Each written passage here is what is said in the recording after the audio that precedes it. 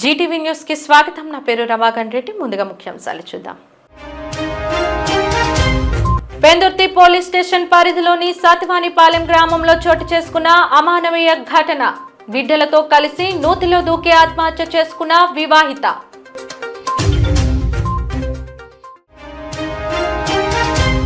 నక్కపల్లిలో అక్రమ గంజాయి రవాణా గుట్టు రట్టు. 2 కార్లలో తరలిస్తున్న 369 కేజీల గంజాయిని స్వాధీనం చేసుకున్న పోలీసులు.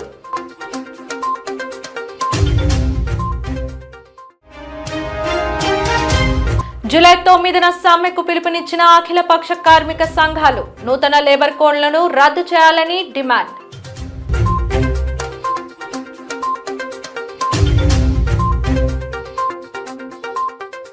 పెందుర్తి పోలీస్ స్టేషన్ పరిధిలో సతివానిపాలెం గ్రామంలో మానవత్వాన్ని కలచివేసే విషాదకర ఘటన చోటు చేసుకుంది. 2 బిడ్డలతో కలిసి నూతిలో దూకి ఓ తల్లి ఆత్మహత్య చేసుకున్న ఘటన దిగ్భ్రాంతికి గురిచేసింది.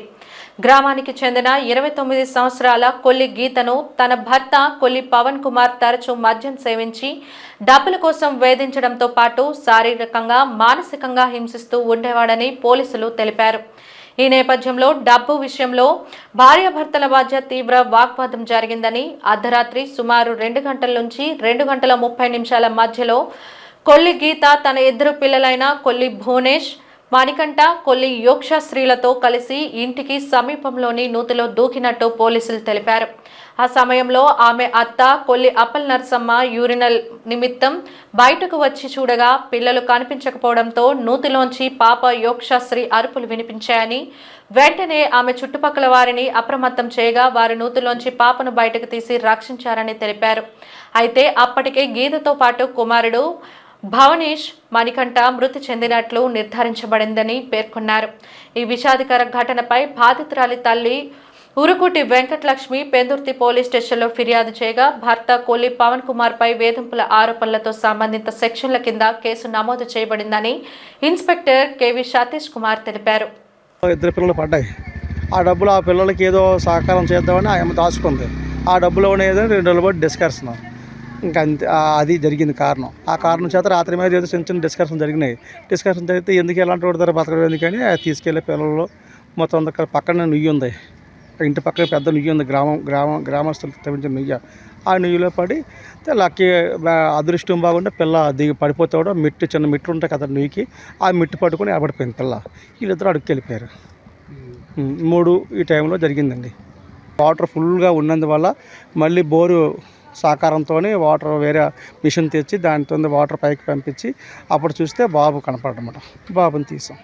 ఈలోప మేము ఇన్ఫర్మేషన్ చేసాం అదే పోలీస్ డిపార్ట్మెంట్కి. వచ్చిన తర్వాత ఇక ఆ డెడ్ బాడీని అంబులెన్స్ ద్వారా సహకారంతో కేజీస్కి తరలించారు. కొల్లి గీత అండి ఆమె పేరు. కొల్లి గీత అమ్మాయి వచ్చి ఆల్రెడీ బావిలో చనిపోయి ఉంది. అప్పటికే వాళ్ళ అబ్బాయి కూడా లోపల ఉన్నారు. వాటర్ తీసి చేశారు. తర్వాత తెలిసిన విషయాలు ఏంటంటే ఈమెకి 8 సంవత్సరాల క్రితం పెళ్ళి అయిందండి. ఈమెకి 8 సంవత్సరాల క్రితం పెళ్ళి అయింది. పెళ్ళి అయితే అదే సత్యనపాలెం అబ్బాయిది సొంత మేనమామ అవుతాడు. మ్యారేజ్ అయిన తర్వాత 8 years తర్వాత ఏంటంటే అప్పుడప్పుడు తయారు చేసి గొడవలు ఆడడం, కొట్టడం, తిట్టడం చేస్తున్నాడు. ఈమెకి 2 పిల్లలు, 8 years పాప, 6 years అబ్బాయి. ఏంటంటే ఈ 8 years నుంచి గొడవ జరుగుతున్నాయి. తాగేసి గొడవ పెట్టడం, తిట్టడం, కొట్టడం చేస్తుంది. అయితే ఇది భరించలేక నైట్ ఏమైందంటే తాగేసి వచ్చి పాపం ఆమెను కొట్టాడు. కొడితే అది ఎవరికి చెప్పుకోలేక ఏం చేసిందని రాత్రి 2 గంటల టైంలోనే సడన్ లేచి పిల్లలు మళ్ళీ ఏం చేయలేదు, పిల్లలు ఏమైపోతుందని పిల్లలు తీసుకెళ్ళి బావిలోకి వచ్చింది. కరెక్ట్గా ప్రాబ్లం ఎక్కడ ఇష్యూ ఏంటంటే పాపం ఇంటి ముందే ఉంది బావి. కొంచెం టైం దూరంగా అయితే కొంచెం క్షణికావేశం కాకుండా కొంచెం అవకాశం ఉందను. ఇంటి ముందు బావి ఉండడం వల్ల ఆ బావిలో పిల్లలు తీసుకొని పడుకున్న బాబుని ఆ పాపను తీసుకెళ్ళి చేసింది. లక్కీగా ఏంటంటే ఆ పాప ఆ మెట్టి పట్టుకొని ఉండిపోయింది. అరుస్తుంటే వాళ్ళ వాళ్ళ నాన్నమ్మ, తాతయ్యలు ఆ ఊళ్ళో చుట్టుపక్కలని తీసుకెళ్ళి అర్జెంట్ తీసుకెళ్ళి దిగి ఆ అమ్మాయిని కాపాడారు. దురదృష్టవశాత్తు పాపం ఆ వివాహితన చనిపోయారు. వాళ్ళ అమ్మ కంప్లైంట్ ఇచ్చారండి. అమ్మ పేరు వెంకటలక్ష్మి. పొందూరు అగ్రహారం అయింది. ఊరుకోటి వెంకటలక్ష్మి. ఏమని ఇచ్చారంటే ఈ యొక్క సత్యనారాయణ కొల్లి పవన్ కుమార్ ఎవరైతే అడుగుతున్నాడో రోజు తరచూ వచ్చి తాగి హింసించడం వల్ల అదేవిధంగా డబ్బులు అడుగుతున్నాడు. మేము కట్నం కూడా పెట్టాం ఆ టైంలోనే. సో అల్లుడి యొక్క మానసిక శారీరక హింసించడం వల్ల ఇలా చనిపోయింది. దాని మీద ఎఫ్ఐఆర్ ఇచ్చేసామండి. పెందుర్తి నియోజకవర్గం పెదగాడి గ్రామానికి చెందిన జనసేన నాయకులు గళ్ళ అప్పల్ రాజు నీటిపల్లి రమేష్, నీటిపల్లి అప్పారావులు తనపై దౌర్జన్యంగా దాడి చేసి గాయపరిచారని ఆ గ్రామ సర్పంచ్ కేసుబోయిన లావణ్య భర్త త్రినాథ్ తెలిపారు. సుజాత నగర్ ఆసుపత్రిలో చికిత్స పొందుతున్న ఆయన మీడియాతో మాట్లాడుతూ వుడా అనుమతితో 2019లో తాను కొనుగోలు చేసుకున్న ప్లాట్లలో ప్రహరీలను జనసేన నాయకులు దౌర్జన్యంగా కూల్చేశారని, దీనిపై అధికారులకు ఫిర్యాదు చేసినా ఎవరూ పట్టించుకోవడం లేదని వాపోయారు. స్థలంలో ఒంటరిగా ఉన్న తనపై జనసేన నాయకులు దాడి చేసి రక్తస్రావమయ్యేలా తీవ్రంగా గాయపరిచారని తెలిపారు. పోలీసులకు ఫిర్యాదు చేసినా సరిగ్గా స్పందించడం లేదన్నారు. పెందుర్తి ఎమ్మెల్యే పంచకర్ల రమేష్ బాబు అండదండలతో జనసేన నాయకులు దౌర్జన్యాలకు పాల్పడి రౌడీయిజం చేస్తున్నారని, తనని చంపేస్తానని బెదిరించారని త్రినాథ్ చెప్పారు. చెక్కాల ప్రసాద్ వీళ్ళందరూ వచ్చి దౌర్జన్యంగా నాను అంటే వడ ఇప్రూల్ ప్లాట్లు కొనుక్కుంటే నేను మొన్న వడ లేఅవుట్లోనే ఒకరిని వెళ్ళి లహారీలు కొడుతుంటే అవి వీడియో తీయడానికి వెళ్తే నన్ను దౌర్జన్యం కొట్టారు. ఆ రోజు వచ్చి కంప్లైంట్ ఇచ్చాను. కంప్లైంట్ ఇస్తే ఎమ్మెల్సీ కట్టారు కదా, చేశారు కదా, దాని మీద చూసి ఎంక్వైరీ చేస్తానని చెప్పి మమ్మల్ని వెళ్ళిపోమన్నారు. చెప్పిన తర్వాత వచ్చేసిన తర్వాత అయిపోయింది వచ్చాం. ఇవాళ అక్కడ అటుగా వెళ్ళి నేను ఫోన్ మాట్లాడుకుంటుంటే దౌర్జన్యంగా బండి మీద వచ్చి నీటిపల్లి రమేష్, గల్ల అప్పలరాజు, చెక్కాల ప్రసాద్ అలాగే ఇంకా కొంతమంది అలా అంటే వీళ్ళు ముగ్గురు వచ్చి కొట్టేసి నన్ను వెళ్ళిపోన్నారు. అనకాపల్లి లంకెలపాలెం జంక్షన్ వద్ద రాత్రి 11 గంటల సమయంలో జరిగిన ఘోర రోడ్డు ప్రమాద స్థలాన్ని తెలుగుదేశం పార్టీ రాష్ట్ర కార్యనిర్వాహక కార్యదర్శి దాడి రత్నాకర్ పరిశీలించారు. అనంతరం అనకాపల్లి నెహ్రూ జంక్షన్ వద్ద స్థానిక టీడీపీ క్యాడర్ అలాగే దాడి వీరునాయుడు కళాశాల విద్యార్థులతో ర్యాలీగా వెళ్లి మానవహారం నిర్వహించారు. ఈ సందర్భంగా దాడి రత్నాకర్ మాట్లాడుతూ అత్యంత రద్దీగా ఉండే లంకెలపాలెం జంక్షన్ వద్ద పరిశ్రమలకు వెళ్లే వాహనాల డ్రైవర్ల నిర్లక్ష్యం వల్ల చాలా సంవత్సరాలుగా ప్రయాణికుల ప్రాణాలు ప్రమాదానికి గురవుతున్నప్పటికీ ట్రాఫిక్ పోలీసులు పట్టించుకోవడం లేదని మండిపడ్డారు. ప్రమాదాలకు కారణమవుతున్న డ్రైవర్లను వారి ఓనర్లకు శిక్ష పడకుండా వదిలేస్తున్నారని ధ్వజమెత్తారు. లంకెలపాలెం జంక్షన్ రోడ్డును వెడల్పు చేయవలసిందిగా ఎంతో కాలంగా వినతులు సమర్పిస్తున్నా పట్టించుకోవడం లేదన్నారు. ఈ ప్రమాదానికి కారణమైన వారిపై కఠిన చర్యలు తీసుకోవాలని డిమాండ్ చేశారు.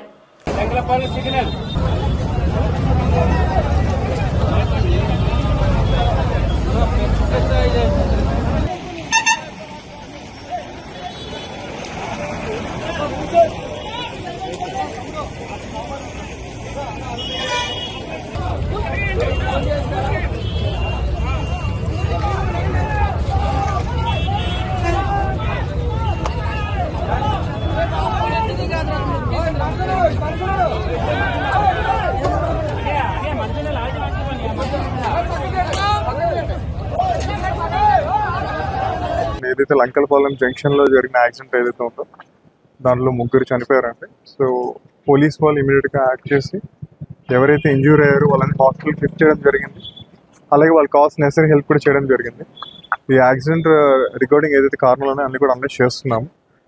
మేము ఫర్దర్ ఒక 1 or 2 daysలో మీకు కంప్లీట్ అప్డేట్ ఇస్తామండి recording this accident, A reasons వల్ల జరిగింది అంతా కూడా. ప్రస్తుతానికి అయితే ముగ్గురు చనిపోయినారు మనకి ఆ జంక్షన్లో. వీళ్ళందరూ కూడా మనకి ఇక్కడ పర్వాడలో వర్క్ చేసే వాళ్ళు ఉన్నారు, కొంతమంది బయట షాప్లో వర్క్ చేసే వాళ్ళు ఉన్నారు. పర్వాడ లిమిట్స్ అనకాపల్లి వాళ్ళు ఉన్నారు. అందరు కూడా మన లోకల్ లిమిట్స్ పర్వాడ అనకాపల్లి వాళ్ళు ఉన్నారు. ప్రెస్ నోట్ సార్ అంటే డ్రైవర్ మద్యం మత్తులో అనేది మనకి ఇంకా వెరిఫై కాలేదు. మేము కావాల్సిన నెసరీ టెస్ట్ కూడా చేపిస్తున్నాము. డెఫినెట్గా ఉన్నట్లయితే మాత్రం definitely already based on the preliminary report మేము చాలా స్ట్రింజెంట్ యాక్షన్ తీసుకుంటున్నాం. అండ్ ఫర్దర్ కూడా ఇన్వెస్టిగేషన్ అనేది కూడా మీకు చెప్తాం. కంటైనర్ అక్కడి నుంచి కంటైనర్ ఇది మనకి పోర్ట్ దగ్గర నుంచి మనకి తెలంగాణ వెళ్తుంది. కంటైనర్లో సమ్ చిక్ పీస్ మన శనగలు అంటారు కదా, అవి తీసుకెళ్తున్నారు. సో కంటైనర్ తెలంగాణకి వెళ్ళేది, ఇన్బౌండ్ తెలంగాణకి వెళ్ళేది కంటైనర్. సిరిమాను ఉత్సవం అనేసరికి అందరికీ ముందుగా గుర్తుకొచ్చేది విజయనగరం పైడితల్లి అమ్మవారి జాతర. ఏటా అక్కడ జరిగే ఈ వేడుకకు లక్షలాది మంది వెళ్తుంటారు. అదే మాదిరిగా జాతర జరిగే ప్రదేశం విశాఖ జిల్లాలో కూడా ఉంది. జీవీఎంసీ 87వ వార్డు కనితి నిర్వాసిత కాలనీలో 4 ఏళ్లకు ఒకసారి ఈ వేడుక నిర్వహిస్తారు. ఆగమ శాస్త్రం ప్రకారం సిరిమాన్ను సిద్ధం చేసి రాధాలమ్మ అమ్మవారి ఊరేగింపు నిర్వహిస్తారు. నేడు జరుగుతున్న మహిమాన్విత ఊరేగింపుకి ప్రజలు తండోపతండాలుగా తరలివచ్చారు. కుల మత రాజకీయాలకు అతీతంగా అందరూ ఒకే వేదికపైకి వచ్చి ఈ వేడుకను నిర్వహించే బాధ్యతను తీసుకొని ఘనంగా జరిపించారు. ఇందుకోసం నిర్వహణ కమిటీ విస్తృత ఏర్పాట్లు చేసింది. వేలాదిగా భక్తులు తరలి రానుండడంతో అందుకు తగ్గట్టుగా ఏర్పాట్లు చేశారు. జాతరలో ఎక్కడా ఎలాంటి అవాంఛనీయ ఘటనలు జరగకుండా జాగ్రత్తలు తీసుకున్నారు. గత 4 ఏళ్ల క్రితం ఈ ఉత్సవం జరగాల్సి ఉండగా అప్పుడు కరోనా మహమ్మారి కారణంగా నాడు అమ్మవారికి పసుపు కుంకుమలు సమర్పించి కేవలం పూజలతోనే సరిపెట్టారు.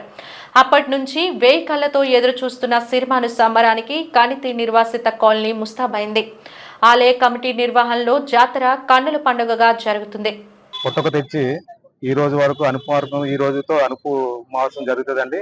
ఈ అనుమాసంలో కనితి గ్రామంలో ఉన్న 18 కులాలతో పాటు గ్రామ ప్రజలు, ఈ ప్రాంత ప్రజలందరూ కూడా అమ్మవారిని దర్శించుకుంటున్నారు. ఈ గుడి తాలూకు విధానం ఏంటంటే పూర్వం ఇప్పుడు మా పెద్దలు నిర్ణయించింది. ఆ నిర్ణయం ప్రకారమే రథాలమ్మకి రథం శిరోమణోత్సవం అన్నమాట. దానికి ఒక ప్రత్యేకత ఉంది. రథం అంటే విజయనగరంలో పైడితల్లమ్మకి ఎలా జరుగుతుందో అదే విధంగా మన విశాఖపట్నంలో కానీ ఈ 3 జిల్లాల్లో చూసుకున్నా ఇది రెండవ పండుగ నాకు తెలిసినంత వరకు సిరిమానోత్సవం అంత ఘనంగా జరుగుతుంది. అందులో భాగంలో ప్రతి సంవత్సరానికి ఒక పండుగ అండి. 1 రథాలమ్మ, 2 దుర్గాలమ్మ, 3 కొత్తమ్మ తల్లి, 4 పద్దేశ తల్లి. 4 సంవత్సరాలకు 4 అమ్మవార్లు చేయడం జరుగుతుంది ప్రతి సంవత్సరానికి ఒకసారి. అలాగే గత కరోనా టైంలో రథాలమ్మ పండుగ ఆ రోజున్న నిబంధనలు పెట్టి అమ్మవారికి పసుపు కుంకాలు ఇచ్చి పోస్ట్పోన్ చేయడం జరిగింది. కాబట్టి అప్పుడు లేదు కాబట్టి ఈసారి 8 సంవత్సరాలు అయిపోయింది. 8 సంవత్సరాల తర్వాత ఈసారి పండుగ చేయడం వల్ల జనాల్లో కూడా ఎప్పుడు జరుగుతుందో ఆసక్తి ఉండడం, చుట్టుపక్కల ఉండే ప్రాంతాల నుంచి రావడం, అలాగే చుట్టబంధువులు అందరూ పిలుచుకోవడం చాలా ఘనంగా జరుగుతుందండి. అనకాపల్లి జిల్లా పాయకరావుపేట నియోజకవర్గం నక్కపల్లి మండలం వేంపాడు టోల్గేట్ వద్ద 369 కేజీల గంజాయిని స్థానిక పోలీసులు పట్టుకున్నారు. అందుకు సంబంధించిన వివరాలను డీఎస్పీ శ్రీనివాస్ తెలిపారు. వేంపాడు టోల్గేట్ వద్ద వాహన తనిఖీలు నిర్వహిస్తుండగా తనిఖీలు చేయటం తెలిసి వెదుళ్లపాలెం జంక్షన్ వద్ద 2 కార్లు వెనుకకు వెళ్లి తప్పించుకుందామని ప్రయత్నిస్తున్న సమయంలో ఎదురుగా వచ్చే ద్విచక్ర వాహనమును ఢీకొట్టి పారిపోవడం గమనించిన పోలీస్ చాకచక్యంగా వెంబడించి కార్లను పట్టుకోవడం జరిగిందని తెలిపారు. పట్టుకున్న కార్లను తనిఖీ చేయగా కార్ల డిక్కీలలో 369 కేజీల గంజాయి గుర్తించడం జరిగిందన్నారు. 2 కార్లలో ఒక డ్రైవర్ పరారీ అవ్వగా ఇంకో డ్రైవర్ను పట్టుకుని కేసు నమోదు చేసి దర్యాప్తు చేస్తున్నట్లు తెలియజేశారు. కార్లను వెంబడించి చాకచక్యంగా పట్టుకున్న సిఐ కుమారస్వామి, ఎస్ఐ సన్నిబాబులను జిల్లా ఎస్పీ తుహిన్ సిన్హా, డీఎస్పీ శ్రీనివాస్ అభినందించారు. ఒక వెహికల్ అనుమానాస్పదంగా మేము ఏదైతే వెహికల్స్ 2 కార్లు సస్పెక్ట్ చేసి వాటి కోసం చెక్ చేస్తున్నామో ఆ 2 కార్లు కూడా అక్కడ యూటర్న్ తీసుకొని తిరిగి వచ్చేస్తున్నాం. ఇమీడియట్గా మా సిబ్బంది అంతా కూడా వెంటనే వాటిని చేర్చేయడానికి వెనకాల వెహికల్స్తో బయలుదేరడం, వాటిని చేర్చేయడం జరిగింది. ఈ క్రమంలో ఒక వెహికల్ అది ఏమైందంటే అక్కడ ఒక వెదులపాలెం జంక్షన్ దగ్గర ఒక 2 వీలర్ని హిట్ చేసింది. ఆయన వైబోయిన శ్రీనివాసరావు అని చెప్పేసి ఆయన్ని హిట్ చేసి అక్కడ ఆపకుండా ఆ బండిని అక్కడ వదిలేసి ఆయన పారిపోయాడు, డ్రైవర్ పారిపోయాడు. రెండో వెహికల్ని మన వాళ్ళు చేసి పట్టుకోవడం జరిగితే 2 వెహికల్ కూడా మనం తనిఖీ చేసేటప్పుడు 2 కార్లలో కూడా గాంజాయి దొరికిందండి. వాళ్ళు కూడా ఫేక్ నెంబర్ ప్లేట్స్ పెట్టుకొని AP09CE 1868 ఇటియోస్ వెహికల్ ఒకటి, అట్లాగే AP09CE 1868 ఈ వెహికల్ నెంబర్స్ పెట్టుకొని 2 కార్లు కూడా వచ్చినాయి. బ్యాక్ డిక్కీలో ఓపెన్ చేసి చూసేసరికి పూర్తిగా గాంజాతో ఉంది. ఆ గాంజా అంతా కూడా మన వాళ్ళు వెయింగ్ చేస్తే టోటల్ 2 వెహికల్స్ది కలిపి 369 కిలోలు గాంజా ఉంది. దాన్ని ప్లస్ ఈ 2 వెహికల్స్ని ఒక డ్రైవర్ ఎవరైతే ఒక వెహికల్ డ్రైవర్ ఉన్నాడో Narendra son of Baleshwar Dayal 26 years, వాడిది ఎత్తువా డిస్ట్రిక్ట్ యూపీ అండి, ఉత్తరప్రదేశ్, బర్త్నా టౌన్ వాడిని అరెస్ట్ చేయడం జరిగింది. రెండో డ్రైవర్ ఎవరైతే పారిపోయారో ఆయన కోసం మరియు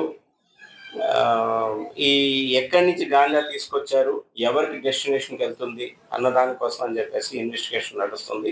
ఈ కేసు జిల్లా పరిషత్ కూడలిలో Saint Joseph old age home, American hospital కు వేదాంత ఫౌండేషన్ సిఎస్ఆర్ నిధులతో ఏర్పాటు చేసిన 8 kV సోలార్ ప్యానెల్ ను విశాఖ దక్షిణ నియోజకవర్గం శాసనసభ్యులు వంశీకృష్ణ శ్రీనివాస్ ముఖ్య అతిథిగా పాల్గొని ప్రారంభించారు. ముందుగా శిలా పలకాన్ని ఆవిష్కరించిన అనంతరం హోమ్ మేడపై ఏర్పాటు చేసిన ప్యానెల్ ని రిబ్బన్ కట్ చేసి ప్రారంభించారు. ఈ సందర్భంగా ఎమ్మెల్యే మాట్లాడుతూ దక్షిణ నియోజకవర్గంలో అనేక ప్రాంతాల్లో విస్తృతంగా ప్రజాసేవ చేస్తున్న వేదాంత ఫౌండేషన్ ప్రతినిధులను అభినందించారు. అనాథలను చేరదీసి ఆశ్రమాలకు, వృద్ధులను ఆదరించే ఓల్డేజ్ హోములకు సేవ చేయడం భగవంతునికి నేరుగా సేవ చేయడమేనని అన్నారు. అలాగే దక్షిణ నియోజకవర్గంలో కాలుష్య నివారణకు ప్రత్యేక చర్యలు చేపట్టి ఇబ్బందిగా ఉన్న 2-3 సంస్థలతో చర్చించి ప్రత్యామ్నాయాలు ఏర్పాటు చేస్తున్నామని తెలిపారు. కాలుష్య కోరల నుండి నగరాన్ని కాపాడే బాధ్యత తనపై కూడా ఉందని అన్నారు. వేదాంత గ్రూప్ వాళ్ళు 8 kV సోలార్ ప్యానెల్ని ఇక్కడ నిర్మించడం జరిగింది. వాళ్ళకి మనస్ఫూర్తిగా ధన్యవాదాలు. వేదాంత గ్రూప్ సౌత్ నియోజకవర్గంలో ఉన్న స్కూల్స్ అన్నీ కానీ, అలాగే సౌత్ నియోజకవర్గంలో ఉన్న హాస్పిటల్స్కి ఎక్కడైతే పూర్ పీపుల్ నీడ్ ఉంటుందో అక్కడికి వచ్చి వాళ్ళు సాయం చేస్తున్నారు. ఆ యాజమాన్యానికి, అందులో ఉన్న మా ఎంప్లాయీస్ అందరికి కూడా మనస్ఫూర్తిగా ధన్యవాదాలు. రానున్న రోజులు ఇంకా ఇలాంటి సేవకు ఎక్కువ చేసే విధంగా దేవుని ఆశీర్వాదాలకు ఇవ్వాలని. ముఖ్యంగా ఇది చాలా పేద వాళ్ళందరూ కూడా ఇక్కడ ఓల్డేజ్ ఇక్కడ రెస్ట్ తీసుకుంటున్న ప్లేసు. వాళ్ళని చూస్తేనే మనకు కన్నీరు వస్తుంది. అలాంటి ప్లేస్లో ఎంచుకొని ఇవాళ ఒక పక్క సోలార్ ప్యానల్, మరో పక్క ఆర్ఓ ప్లాంట్ కూడా ఇస్తామన్నారు. ఇక్కడ ఏది అవసరమైతే అది ఇవ్వడానికి వాళ్ళు ముందుకు వస్తూ ఉన్నారు. అలాగే నిన్న ఒక స్కూల్లో, అలాగే ప్రతిరోజు కూడా ఏదో ఒకటి చేసుకుంటూ వస్తున్నారు కాబట్టి వాళ్ళకి ప్రత్యేకమైన ధన్యవాదాలు. ఇంకా ఈ నియోజకవర్గంలో అభివృద్ధి కార్యక్రమాల్లో వాళ్ళు కూడా ఒక పార్టీ అయినందుకు మనస్ఫూర్తిగా వాళ్ళందరికీ పేరు పేరున మనస్ఫూర్తిగా ధన్యవాదాలు. దక్షిణ నియోజకవర్గానికి సంబంధించి కాలుష్య నియంత్రణ అంటే పాలన ప్రారంభమై ఏడాది పూర్తి వస్తుంది. కోర్టు కావచ్చు లేదా ఇతరత్రాలు కావచ్చు, కాలుష్య నియంత్రణకి కూడా ప్రభుత్వం ఎటువంటి చర్యలు చేపట్టింది? ప్రస్తుతానికైతే ఈ 1 year నుంచి నాకు ఎటువంటి కంప్లైంట్లు లేవు. అసలు వేదాంత అన్నది పూర్తిగా వాళ్ళు మీరు చూస్తుంటే క్లోజ్ చేసి నీట్గా పెట్టారు. పోర్టు వాళ్ళు అయితే ఏకంగా దాదాపుగా ఒక 20 గోడమ్స్ కట్టేశారు. ఆల్మోస్ట్ ఒకే ఒక చిన్న కంప్లైంట్ నాకు వస్తూ ఉంది. ఈ ఎస్ఆర్ వల్ల ఏదైతే బెల్ట్ ఉందో ఆ బెల్ట్ మీద నుంచి రెడ్గా కారుగా వస్తుందని చెప్పేసి వాళ్ళు కంప్లైంట్ చేస్తారు ఎక్కువ మంది. సో వాళ్ళతో కూడా చర్చించి దాన్ని కూడా పూర్తిగా కంట్రోల్ చేయడానికి, అది కానీ పూర్తి కంట్రోల్ అయిపోతే ఇంకెటువంటిది లేదు. అలాగే ఎస్ఎల్ కెనాల్ ఉంది పక్కన, మేజర్గా దానివల్ల కొంచెం బాగా న్యూసెన్స్ ఉంది కాబట్టి దాన్ని కూడా ఒక 20 కోట్లతో అభివృద్ధి చేస్తూ ఉన్నాం. అందులో 12 కోట్ల వరకు నేను పెట్టుకుంటా అని చెప్పేసి మా పోర్ట్ ట్రస్ట్ చైర్మన్ గారు ముందుకు వచ్చారు. ఆయనకు ప్రత్యేకమైన ధన్యవాదాలు. పోర్ట్ ట్రస్టులు కూడా మా నియోజకవర్గానికి సంబంధించి అద్భుతంగా సహకరిస్తున్నారు. చైర్మన్ గారికి, డిప్యూటీ అందరికి కూడా మనస్ఫూర్తిగా ధన్యవాదాలు. ఆర్ట్ సెక్రటరీ గారికి కూడా, ఎందుకంటే వాళ్ళు అడిగిన వెంటనే మీకు ఏం కావాలంటే 12 crores ఆ 12 crores తీసుకోండి, అది నీట్గా చేయండి, పొల్యూషన్ లేకుండా చేయండి అని చెప్పి వాళ్ళు కూడా ముందుకు వచ్చినందుకు వాళ్ళందరూ కూడా ప్రత్యేకంగా. ఆ ఎస్ఎల్ కెనాలు, ఈ ఎస్ఆర్ ఇష్యూ కానీ కంప్లీట్ అయిపోతే ఈ నియోజకవర్గానికి ఎక్కడ విశాఖపట్నానికి అసలు పొల్యూషన్ లేకుండా 99% కంట్రోల్ వద్దని చెప్పి తెలియజేస్తా ఉన్నా. అవి 2 కూడా అతి త్వరలోనే ఒక 2-3 నెలల్లో ఆ 2 ఇష్యూస్ని కూడా మేము కంప్లీట్ చేస్తామని తెలియజేస్తాం. అల్లూరి సీతారామరాజు విజ్ఞాన కేంద్రం ఆధ్వర్యంలో ఈ నెల 29వ తేదీన విశాఖపట్నం అభివృద్ధి నిధులు సంస్కరణలు అనే అంశంపై నిర్వహిస్తున్న సదస్సుకి సంబంధించిన పోస్టర్ను ఈరోజు విజ్ఞాన కేంద్రం స్కిల్ డెవలప్మెంట్ సెంటర్లో సదస్సు నిర్వహణ సభ్యులు ఆవిష్కరించారు. ఈ సందర్భంగా ఇన్ఛార్జ్ జిఎస్ రాజేశ్వరరావు మాట్లాడుతూ, ప్రస్తుత విశాఖ స్థితిగతుల్లో అత్యంత ముఖ్యమైన అంశంపై నిర్వహించున్న సదస్సులో ప్రతి ఒక్కరూ పాల్గొని వక్తల ఉపన్యాసాన్ని అవగతం చేసుకోవాలని కోరారు. Centre for economic and social science విశ్రాంత ఆచార్యులు సి రామచంద్రయ్య ముఖ్య వక్తగా పాల్గొని ప్రసంగించనున్నారని తెలిపారు. రాష్ట్రంలో అతిపెద్ద నగరమైన విశాఖలో అభివృద్ధి పేరు తప్ప ఆచరణ కానరావటం లేదన్నారు. మంజూరవుతున్న నిధులు, వాటి వినియోగంలో లెక్కలేనంత అవినీతి జరుగుతుందని, ప్రభుత్వాలు ఎన్ని మారినా నగరాన్ని వాడుకుంటున్నారే తప్ప ఏ ఒక్కరూ చిత్తశుద్ధితో అభివృద్ధి చేసే పాపానికి పోలేదని ఆవేదన వ్యక్తం చేశారు. ఇలాంటి ముఖ్యమైన విషయాలపై జరిగే సదస్సులో పాల్గొని అనేక సందేహాలను నివృత్తి చేసుకోవాలని ఆయన కోరారు. పోవడం కాదు, ఉన్న వాటిలో కూడా చాలా స్టాఫ్ అనేది తగ్గిపోయి కొనారు వెళ్ళిపోతున్న పరిస్థితి అనేటువంటిది ఉన్నది. మెట్రో రైలు అనేటువంటి ప్రాజెక్ట్ అనేటువంటిది ప్రకటనలకే పరిమితమైనటువంటి పరిస్థితి అనేటువంటిది కూడా ఉన్నది. అలాగే ఏంటంటే ఇంకా మనం తీసుకున్నట్లయితే జీవీఎంసీకి రావాల్సినటువంటి నిధుల విషయంలో రాష్ట్ర ప్రభుత్వం చాలా నిర్లక్ష్యంగా వ్యవహారం చేస్తోంది, అన్యాయం చేస్తోంది. వాస్తవానికి ఏంటంటే విశాఖపట్నం నగరం అభివృద్ధి అవ్వాలంటే జీవీఎంసీ దగ్గర నిధులు పుష్కలంగా ఉండాలి. ఆ రకంగా డబ్బులు వసూలు చేస్తున్నారు పన్నుల ద్వారా, వాటి ద్వారా. కానీ వచ్చిన డబ్బులు అంతటిని కూడా సిఎఫ్ఎంఎస్ అనేటటువంటి దాని ద్వారా సెంట్రలైజ్ చేసి రాష్ట్ర ప్రభుత్వం ఖజానాలోకి తరలించుకుంటున్న పరిస్థితి అనేటువంటి ఉన్నది. వాళ్ళ రకంగా మొత్తం అంతా కూడా రాష్ట్ర ప్రభుత్వం దగ్గర తరలించుకుని అందులో ముష్టి వేసినట్టుగా జీవీఎంసీకి ఎంతో కొంత డబ్బులు ఇస్తున్నటువంటి పరిస్థితి ఉంది. దానివల్ల కూడా అభివృద్ధి పనులు చేయడం అనేటువంటి సాధ్యమైనటువంటిది అవ్వదు. ఇప్పటికీ ఇంకా ఏంటంటే జీవీఎంసీకి 350 కోట్ల రూపాయలు రాష్ట్ర ప్రభుత్వం అనేటువంటిది ఖచ్చితంగా ఇవ్వాలి. దాని వాటా కింద వచ్చినటువంటి పన్నులు ఏవైతే ఇవ్వాలి అసలు.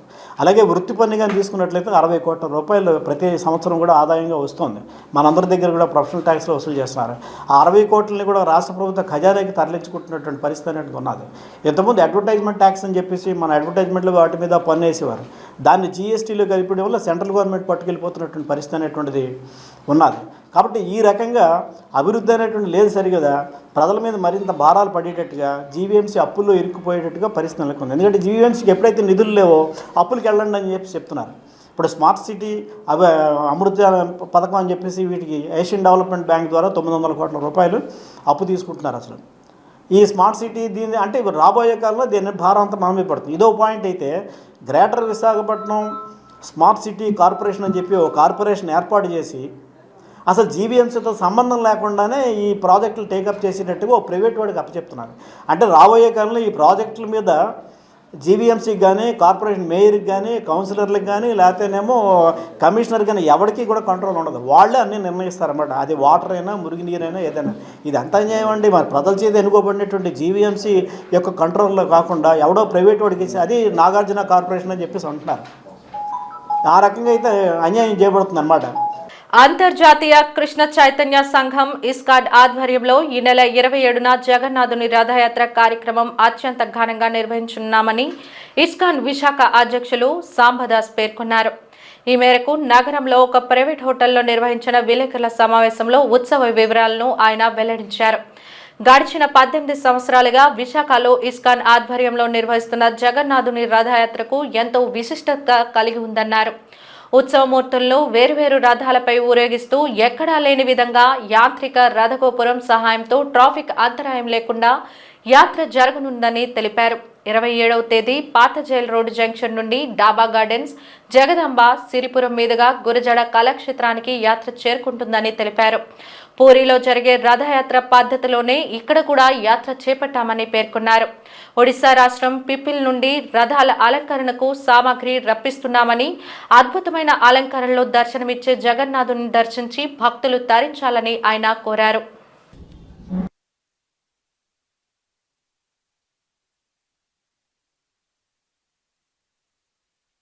మనము లాస్ట్ 18 ఇయర్స్ నుంచి ఇస్కాన్ విశాఖపట్నం వారు మన విశాఖపట్నం సిటీలో జగన్నాథ స్వామి రథయాత్రని నిర్వహిస్తున్నాము. ప్రతి సంవత్సరము అదే జగన్నాథ పూరిలో ఎలా అయితే జగన్నాథ స్వామి రథయాత్ర జరుగుతుంది అదే మాదిరిగా వైజాగ్లో కూడా జగన్నాథ స్వామికి ఒక ప్రత్యేకమైన రథము, బలదేవుడికి ఒక ప్రత్యేకమైన రథము, సుభద్ర మహారాణికి ఒక ప్రత్యేకమైన రథము ఏర్పాటు చేయడం జరిగింది. ఈ రథము చాలా ప్రత్యేకమైన రథము.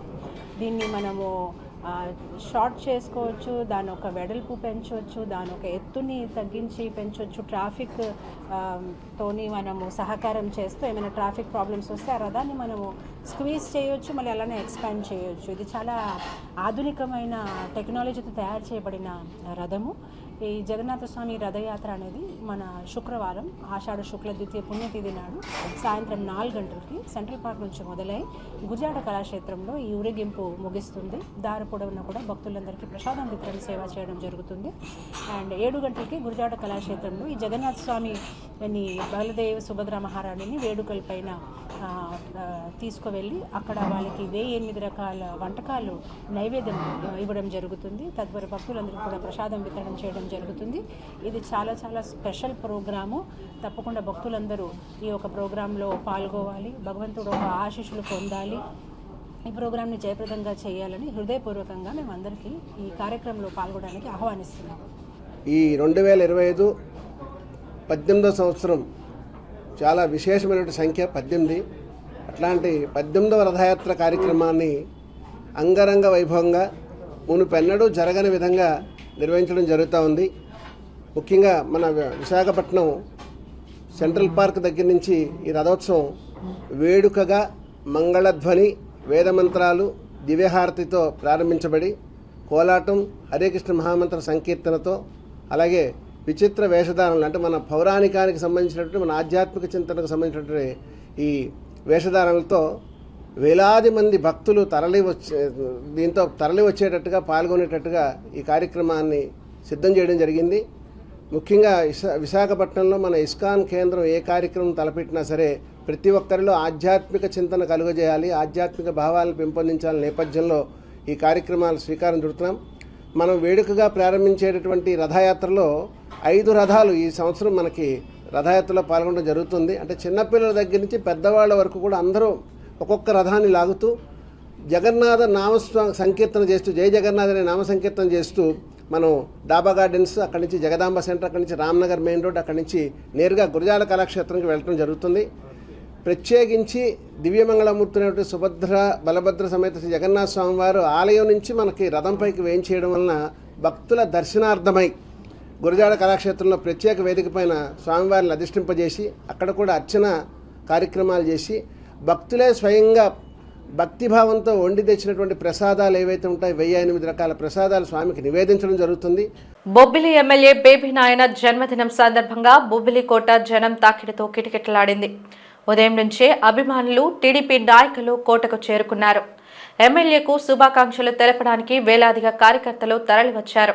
కోట ప్రాంగణంలో పూలతో అలంకరణ, కేక్ కటింగ్తో వేడుకలు ఘనంగా జరిగాయి. బేబీ నాయన చేత 100 కేజీల కేక్ కట్ చేయించి జై బేబీ నాయన నినాదాలు చేశారు. నృత్యాలు, డప్పులు, మేళ తాళాలతో కోట మొత్తం ఉత్సవ వాతావరణంగా మారింది. జనం రద్దీతో పోలీసులు ప్రత్యేక భద్రతా ఏర్పాట్లు చేపట్టారు. టీడీపీ కీలక నేతలు బేబీ నాయనకు అభినందనలు తెలియజేశారు. వేణుగోపాల స్వామి ఆలయం, దాడితల్లి ఆలయంలో ప్రత్యేక పూజలు చేశారు.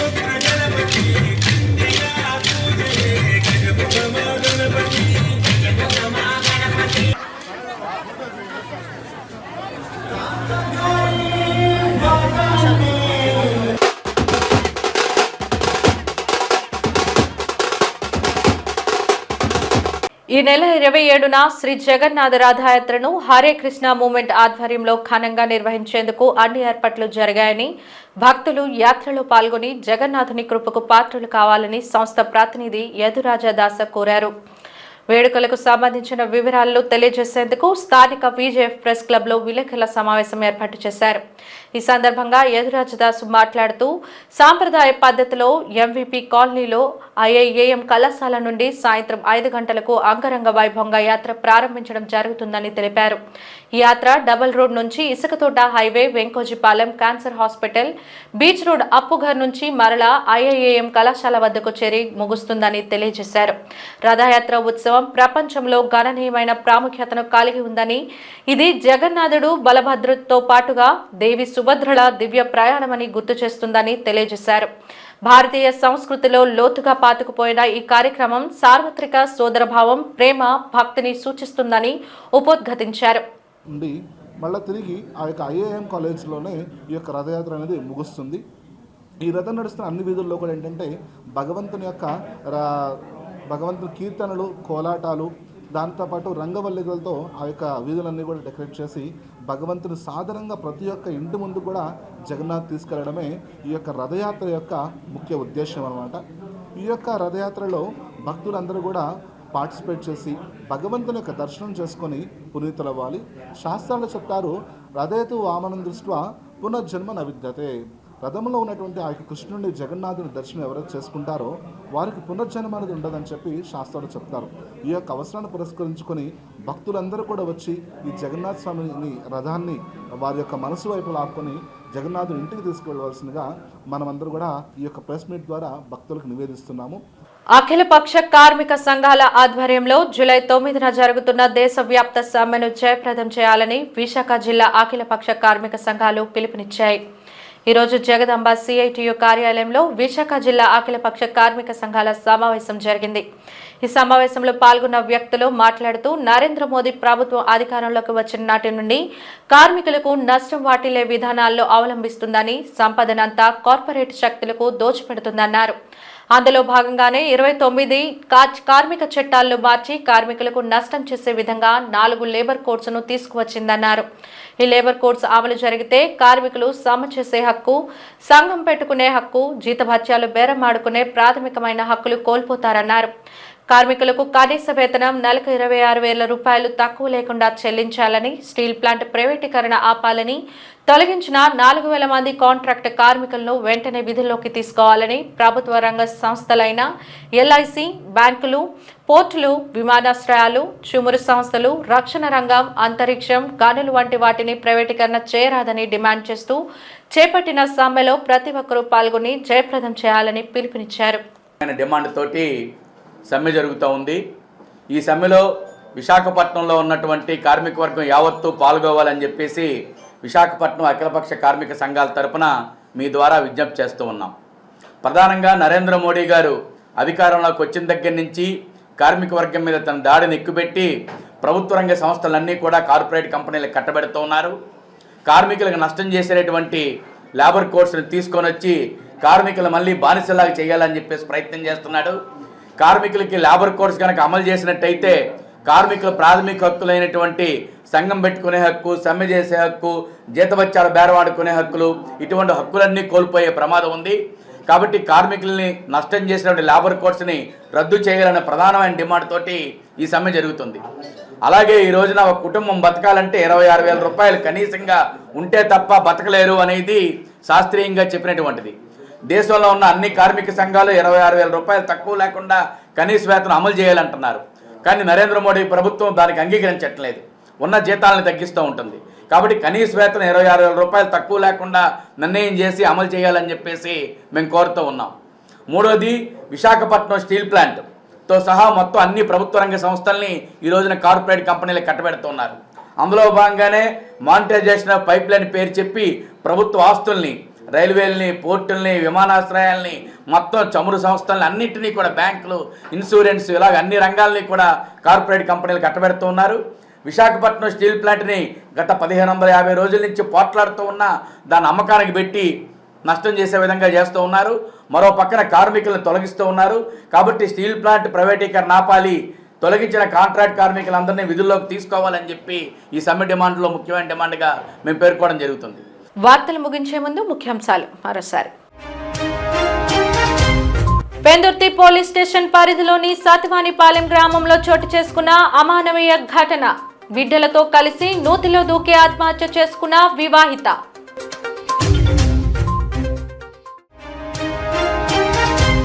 నక్కపల్లిలో అక్రమ గంజాయి రవాణా గుట్టు రట్టు. 2 కార్లలో తరలిస్తున్న 369 కేజీల గంజాయిని స్వాధీనం చేసుకున్న పోలీసులు.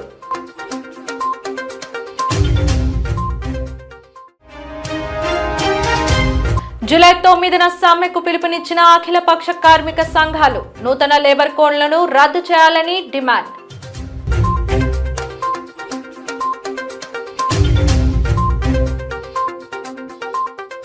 జీటీవీ న్యూస్ ఇంతటితో సమాప్తం. నమస్కారం.